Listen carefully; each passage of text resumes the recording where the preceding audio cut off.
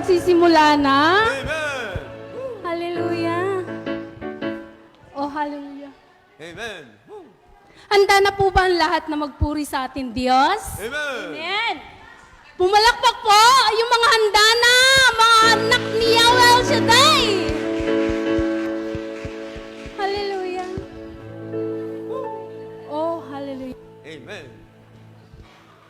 Hallelujah. Sige po. Tayo magpupuri na sa ating Diyos. Hallelujah. Sabik na sabik tayo sa presensya ng ating Panginoon. Hallelujah.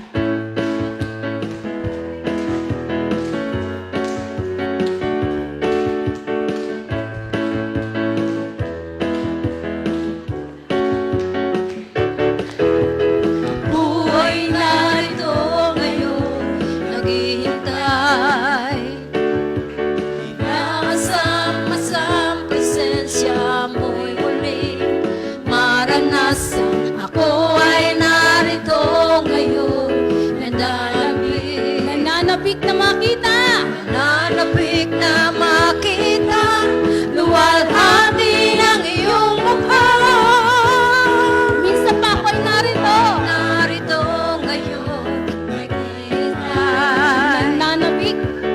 Asam-asam presensya mo'y muli maranasan. Ako ay narito ngayon, nananabik. Nananabik na makita, luwalhati ng iyong mukha. Sumasayaw na nga, sa galak tumatawa. Nananabik na makita, ulit mong pagbisita.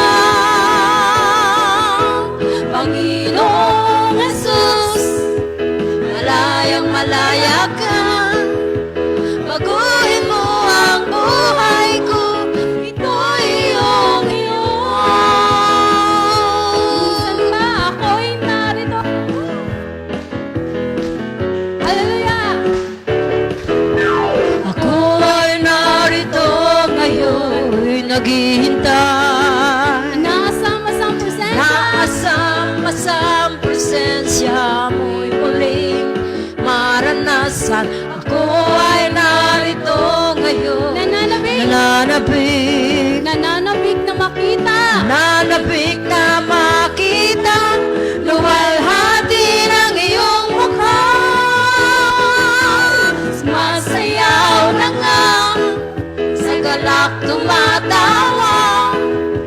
Nananabik na makita, muli mong pagbisita. Panginoong Jesus, Malayang malaya. malayang malaya ka.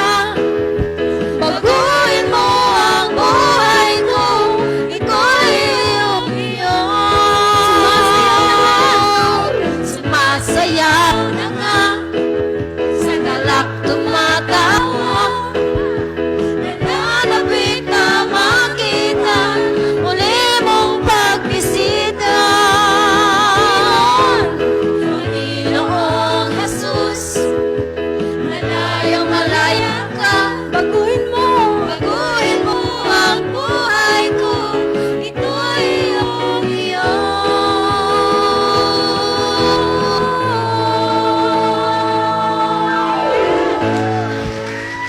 Amen. Hallelujah. Hallelujah. Hallelujah.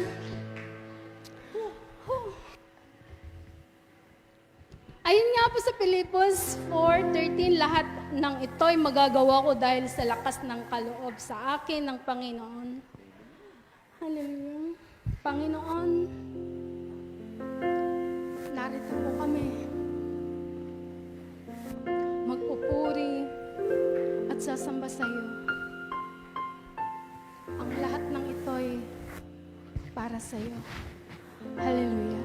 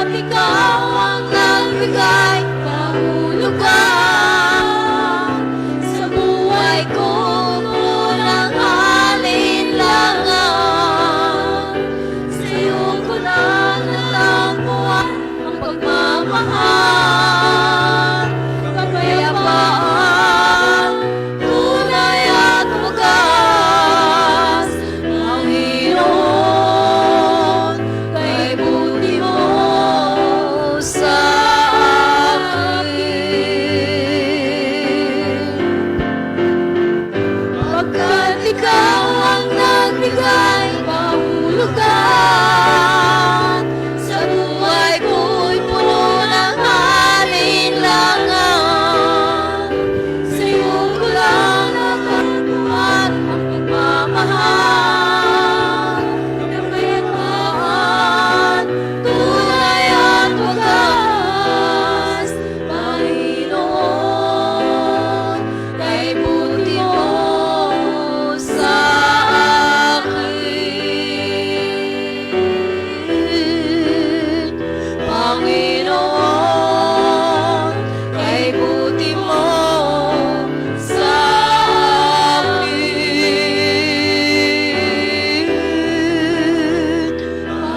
Panginoon, kay buti mo sa akin.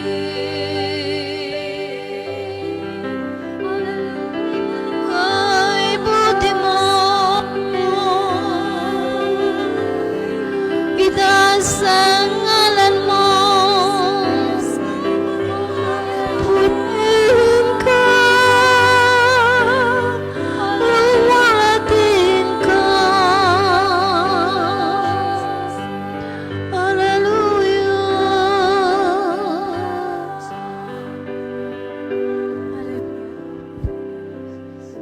To God be the glory.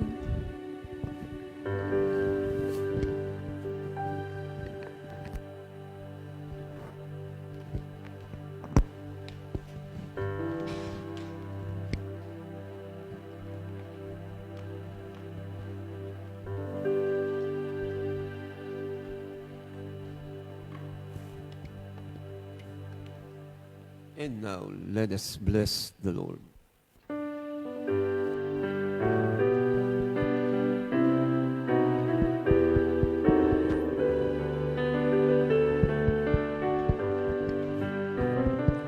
Bless the Lord, oh my soul.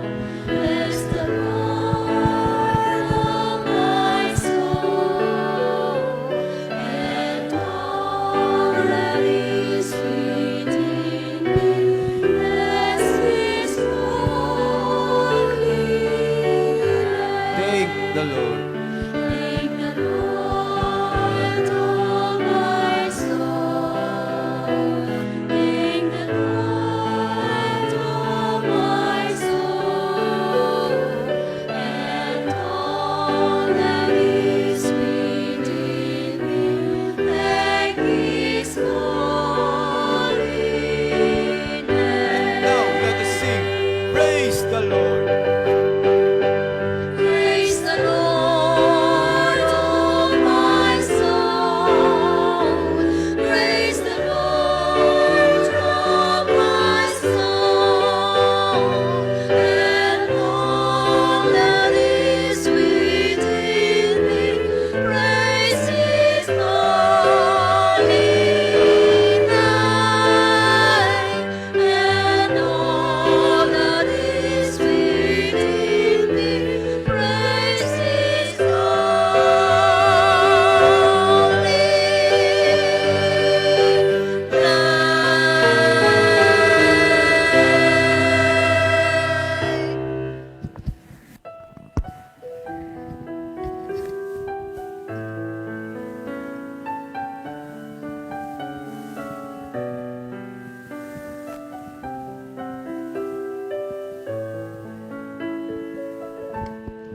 El Shaddai, El Shaddai, Elyon Adonai, age to age, you're still the same. By the power of thy name, El Shaddai, El Shaddai, Adonai, Adonai. We will praise and lift you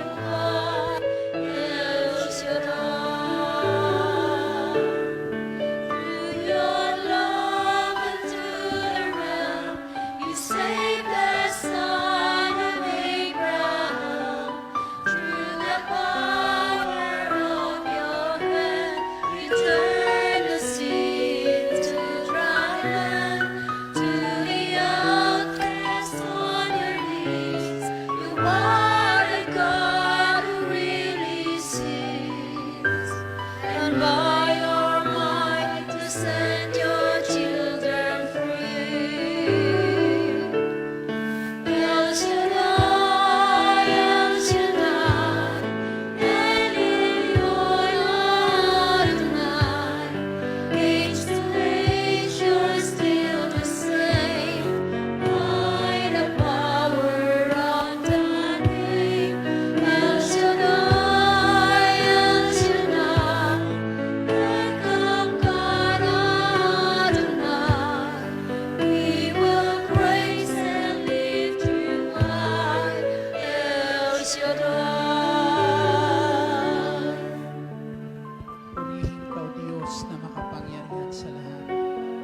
Ama naming nasa langit, sa iyong lahat ng papuri, parangal at pagluluwalhati, ngayon at magpakailanman. Hallelujah, hallelujah. Through the years you made it clear that the time of Christ was sweet. Though the people could not see what Messiah ought to be, through your words contained them, they just could not understand. Your most awesome work was done through the frailty of your Son. El Shaddai, El Shaddai, El Elyon Adonai.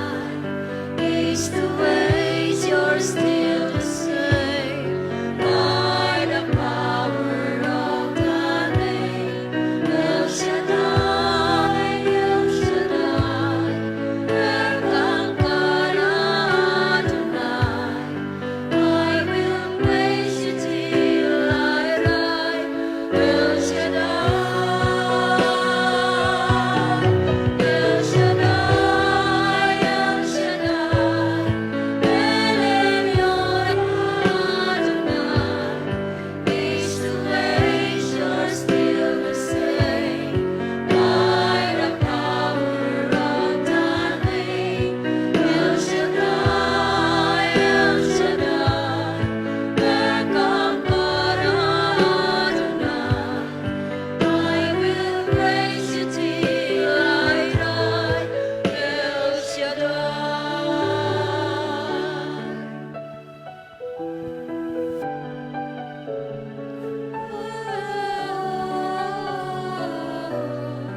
I will praise you till I die,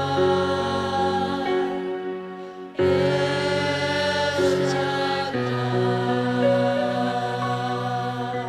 Sa ngalan ng Ama, ng Anak, ng Espiritu Santo. Amen. Banal at dakilang Diyos, Ama naming nasa langit, Ikaw ang Diyos na nakakaalam ng lahat ng bagay. Nababatid mo ang laman ng puso't isipan ng tao, dakilang Diyos. At sa aming paglapit ngayon sa trono ng iyong biyaya at habag, Ama, nagpapakumbaba po kami at sa ngalan ng buktong mong anak na si Jesucristo, dalangin po namin anumang taglay naming karumihan sa isip, sa salita at sa gawa. Humihingi kami sa iyo, Ama, ng kapatawaran at sa banal na dugo ng aming Jesucristo, kami po'y hugasan sa taglay naming kasalanan, sa taglay po naming karumihan, upang muli kaming maging karapat-dapat sa mga sandaling ito na lumapit po sa iyo, Diyos. Maging karapat-dapat kami sa iyong harapan at maging karapat-dapat kami sa mga pagpapalang iyong ipinangako. Ikaw ang Diyos na nakakaalam ng aming mga pangangailangan, na bago pa man namin ito hilingin sa iyo, Ama, ito'y batid mo na, dakilang Diyos, at inilalaan mo na sa amin ang katugunan ng aming mga kahilingan, tulad ng pagkaloob mo sa amin ng buktong mong anak na si Jesucristo, na nag-alay ng kanyang buhay para sa aming katubusan. Panginoong Hesus, salamat mo't aming inaangkin na sa araw na to, sa aming paglapit sa trono ng iyong biyaya at habag, kami inyong kahahabagan, ipagkakalob niyo po ang aming mga kahilingan. Patuloy kaming dumadalangin, dakilang Diyos, na ipagkalob mo sa amin ang iyong mga salita ngayon upang mabatid namin ang iyong kalooban at makapamuhay kami ayon sa iyong kalooban upang ikaw ay malugod sa amin At sa bawat gagawin namin, ikaw ay aming maparangalan. Diyos na makapangyarihan sa lahat, lukuban mo kami sa dako nito ng iyong kapangyarihan at tulad ng iyong pangako, kami po'y inyong samahan sa ngalan ng Ama, ng Anak, ng Espiritu Santo. Amen. Purihin ang Panginoon. Ng Panginoon, si Kristo ay narito na, naging lakas at pag-asa. Hallelujah, Hallelujah.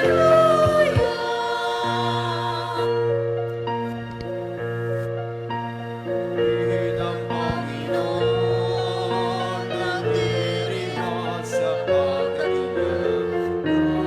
Nakakalap ang aking espiritu.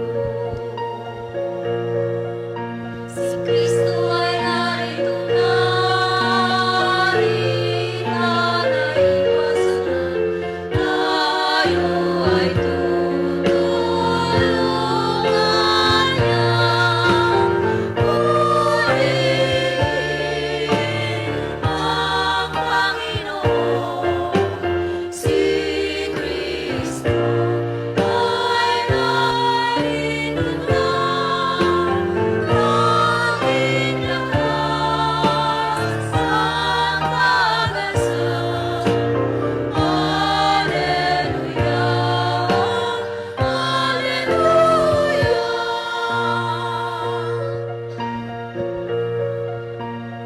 Ang lakas at pag-asa, naririto sa tuwina ang handang tulungan ka. Hallelujah, lagi na siyang kasama sa hirap man ang ginhawa. Purihin ang Panginoon, si Kristo ay narito na, naging lakas at pag-asa.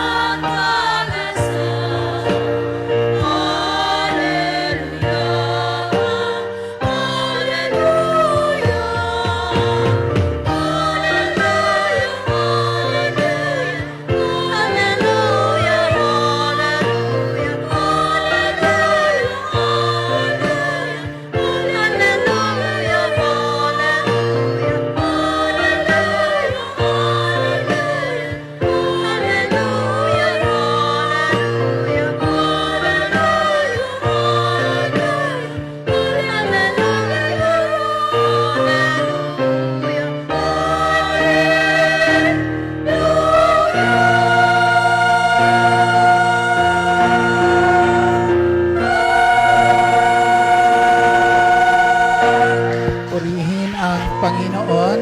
Hallelujah, hallelujah. Sa Kanya ang lahat ng kapurihan, kaluwalhatian sa araw pong ito. Hallelujah. Isang katagumpayan para sa atin lahat ang makararating tayo sa gawain ng Panginoon. Amen. Ang muling makalapit sa trono ng mahabaging Diyos. Amen. At ang salita ng Diyos ay ating tunghayan mula sa aklat po ni Santiago, kabanata po ay 1 at talata ay 12. Mapalad ang taong nananatiling tapat sa kabila ng mga pagsubok, sapagkat matapos siyang subukin, tatanggap siya ng putong. Ito ang buhay na ipinangako ng Panginoon sa mga umiibig sa Kanya. Ito ang salita ng Diyos. Lahat ng umiibig sa Diyos ay magpuri, pumalakpak para sa ating Panginoong Jesucristo. Sa Kanya ang lahat ng papuri, parangal at kaluwalhatian, magpakailan paman. Hallelujah, hallelujah, hallelujah. Sinong nais maging mapalad? Sige, lahat ng gustong maging mapalad, pwede nang maupo. Muli isang mapagpalat magandang hapon po sa inyong lahat.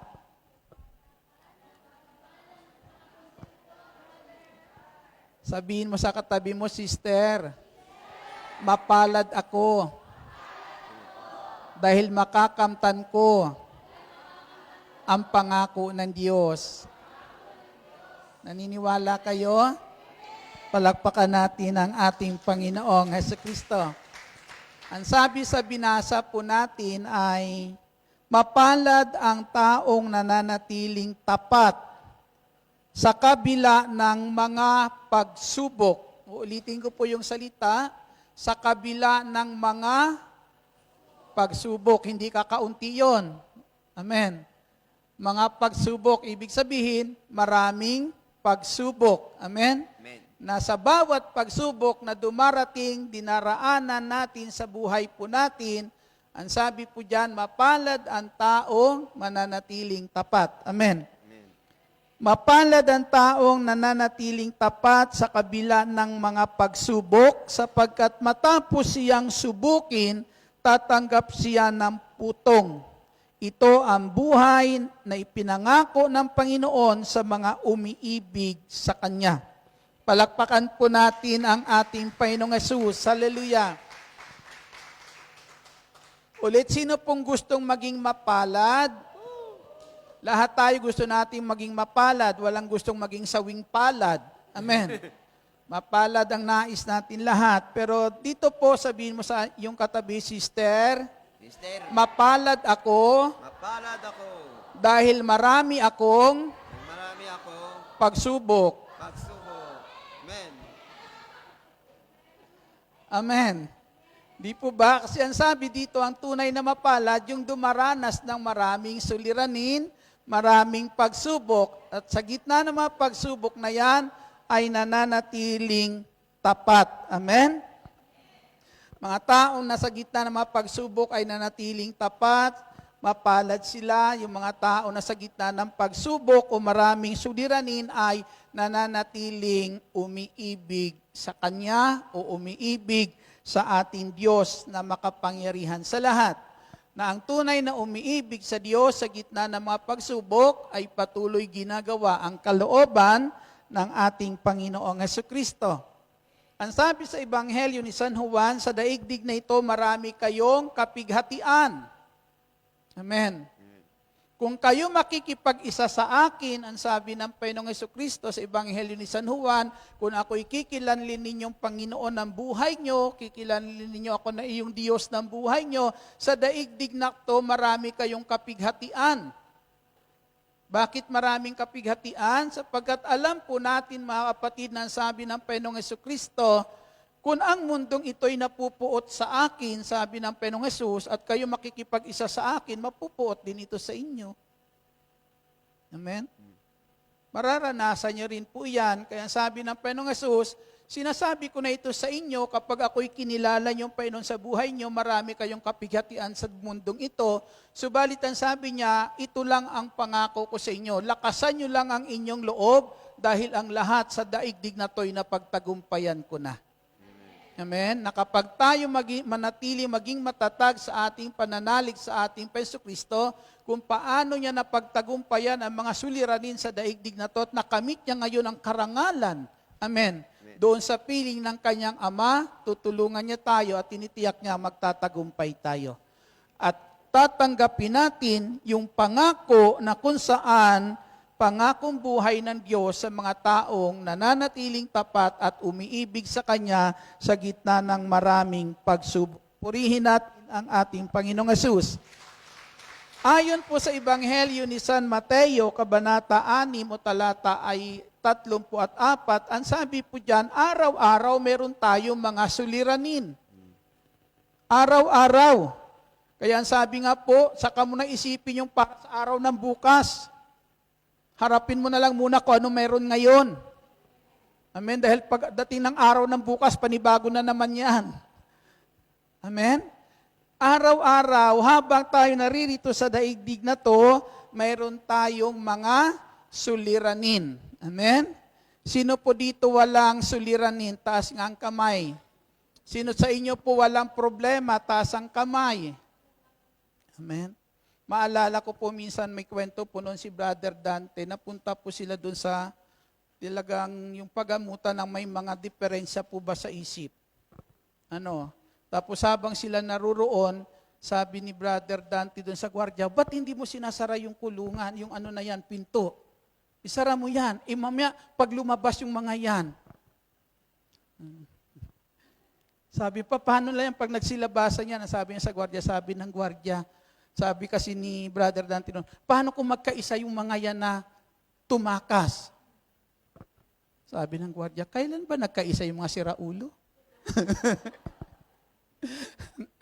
Narinig niyo po?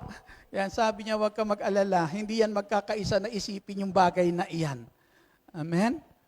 Na sa atin po mga kapatid, na minsan po alam po natin na tayo po dito sa daigdig, siguro nga, ang sabi nga ang hindi lang, ang wala lang problema, yung sinasabi nila may diferensya.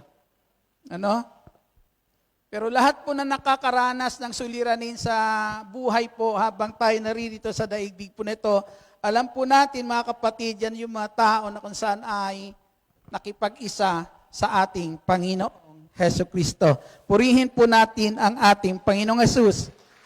Meron po akong nais ipakita sa inyo sa aklat po.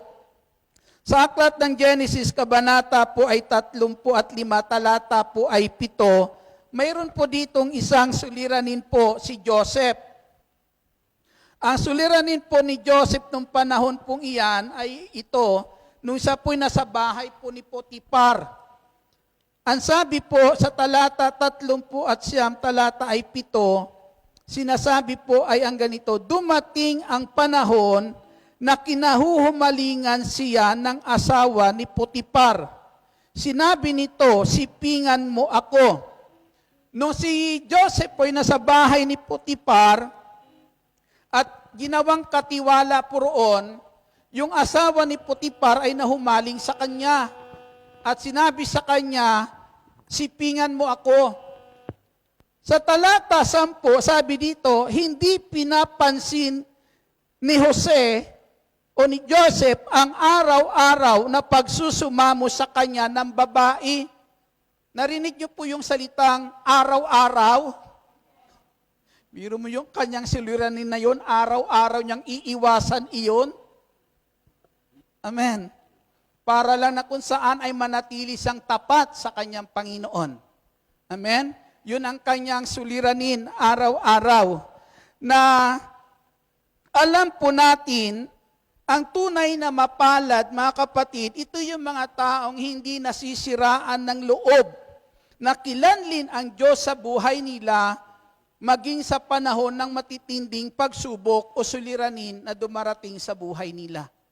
Hindi nagbabago ang kanilang pagkilala sa Diyos, hindi nagbabago ang kanilang pananaw sa kabutihan, mayroon po ang ating Diyos. Mga taong hindi nasisiraan ng loob na ipagkatiwala ang buhay nila kahit sa panahon ng, ang buhay nila sa kamay ng Diyos kahit sa panahon ng mga kagipitan sa kanilang buhay.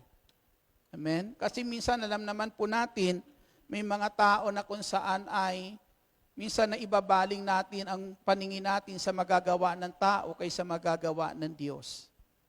Amen? Sa aklat ng Malakyas, minsan mayroon pong sinabi ang Diyos doon sa aklat ng Malakyas, kabanata po ay 3. Ang sabi po roon ni Yahweh sa mga mamamayan, sa mga Israelita, ang sabi niya, tinalikuran niyo na ako, hindi niyo na ako kinikilala. Sinasabi ninyo, bakit pa tayo maglilingkod sa Diyos? Kung sinong hindi naglilingkod sa Diyos, gumaganda pa ang buhay. Narinig niyo po? Minsan ang sabi sa kanila ng ating dakilang Diyos sa mga tao nito sa aklat ng Malakya, sa mga mananampalataya o kumikilala kay Yahweh, ang sabi po nila ay ang ganito. Sabi ni Yahweh, dinadaya nyo ako. Sabi nila, sa anong paraan ko namin kayo dinadaya? Ang sabi, hindi nyo na ako kinikilalang inyong Diyos. Dati, kinikilala nyo ako ng inyong Diyos sa pamamagitan na kung saan hinahandugan nyo pa ako at ibinibigay nyo sa akin ang inyong mga ikapo. Pero ngayon, ang sabi niya, hindi na ninyo iyon ginagawa, hindi nyo na ako hinahandugan, hindi nyo na ibinibigay ang inyong ikapo, tanda na kung saan dati pagkilala nyo po sa akin, at ang sabi nyo, kaya ninyo hindi na ibinibigay iyan sapagkat mas kinikilala ninyo, mas tinatanaw ninyo ang mga pagpapala na nararanasan ng mga taong gumagawa ng masama kaysa umasa kayo sa magagawa ng Diyos kapag sinunod ninyo ang utos ng Diyos. Amen? Kaya dito po minsan, ang mga tao po mga kapatid, minsan tayo po ay nasisiraan minsan ng loob kapag dumarating sa matitinding pagsubok. Kaya minsan ang tingin natin, ibinabaling natin sa kung ano mayroon ang tao. Amen. At minsan yon ang ating hinahangad na maabot sa buhay natin kaysa manatili na kung saan sa gitna ng mga pagsubok ay tayuan ang kalooban ng ating Diyos. At hintayin ang pagpapalang ipinangako sa atin ng ating Panginoong Hesus Kristo. Purihin po natin ang ating Panginoong Hesus. Kaya yan ang tunay na mapalad ang mga taong hindi nasisiraan ng loob na sa panahon na matitinding pagsubok, suliranin sa buhay, sumusunod pa rin sa kalooban ng ating Diyos. Palakpakan natin ang ating Panginoong Hesukristo. Sabi po, tatanggapin nila ang gantimpala o putong o gantimpalang ipinangako ng Diyos. Ipinangako ng Diyos. Ano bang gusto nyong gantimpala? Meron ba kayong gustong gantimpala sa Diyos? Ang sabi sa Ebanghelyo ni San Juan, Kabanata po 14, talata po ay 20, ang sabi po riyan, kung susundin ninyo ang aking mga utos, kung gagawin ninyo ang aking mga salita, iibigin ko kayo at iibigin kayo ng aking Ama at kami ay sa inyo. Amen. Ang tunay na umiibig sa Diyos, ang sabi po, kung tinutupad, kung ako'y iniibig ninyo, tutuparin ninyo ang aking mga utos. Amen. Kaya ang tunay na umiibig sa Diyos ay tumutupad sa utos ng Diyos. At ang tao na nagiging tapat na ginagawa ang utos ng Diyos, ang salita po ng Diyos sa gitna ng mga kahirapan sa buhay niya, yan ang taong tunay na nagmamahal sa Diyos. At ang sabi ng ating Panginoong Hesus, gagantimpalaan siya ng Diyos. At ano yung gantimpalang ibibigay sa kanya ng Diyos? Minsan kahit anong hirap ng buhay po natin, di ba? Kahit anong hirap ng buhay natin, basta may nagmamahal sa atin, masaya na tayo eh. Di po ba? Minsan nagpapakahirap ka na, hirap ka na nga, pero wala ka man lang yung paghihirap na ginagawa mo para sa kanila, hindi man lang magantihan kahit kaunting pagtingin. Amen? Kahit kaunting pukol man lang ng pagmamahal, hindi natin mararamdaman. Kaya minsan lalong pahirap na pahirap ang buhay. Di po ba? Pero kahit anong hirap man lang ating nararanasan, ginagawa tiisin, kung minsan may nakakapadama sa atin, nararamdaman natin may nagmamahal sa atin, kahit mabigat, naggumagaan ang lahat. Amen. At yan ang nais ng Diyos. Kapag ang Diyos ay minahal mo, gagantimpalaan ka ng Diyos. At anong gantimpala na ang sabi po dyan, mamahalin ka rin ng ating Diyos. Purihin po natin ang ating Panginoong Kristo. Malakas na papuri po sa Diyos. Mamahalin din ang taong ito na kung saan mananatiling tapat sa gitna ng mga suliranin, susundin ang kalooban po ng Diyos. Ang sabi po, mamahalin din siya ng ating Ama, ng aking Ama, at ng ating Panginoong Hesus Kristo. Masarap ba magmahal ang Diyos? Isa lang naman